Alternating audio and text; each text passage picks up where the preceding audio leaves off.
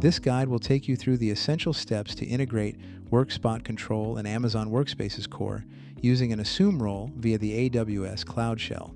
It's important to note that these procedures can also be carried out on the AWS console through the user interface. Make sure to refer to the accompanying guide and tutorial for more in-depth insights into the commands that complement this walkthrough. Before executing any command lines, you'll need to prepare two JSON files. The initial JSON file is designed to create an identity and access management IAM policy for Workspot as a trusted entity. Be sure to specify the Amazon resource name, ARN, of the Workspot IAM user account provided by Workspot in this file.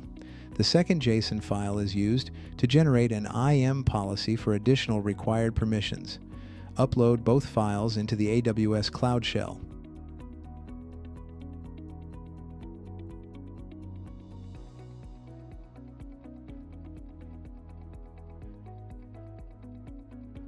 Firstly, create the IAM role by specifying the uploaded JSON file.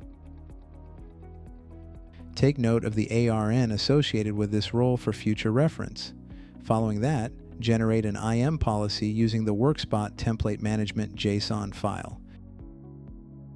Now, the aim is to attach this policy to the recently created role.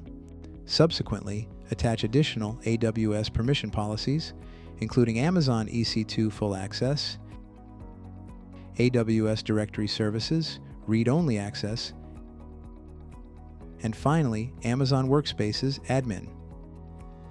Now, log into Workspot Control, navigate to Setup, then Cloud, and click on Add Public Cloud. For the configuration type, choose Amazon Workspaces Core.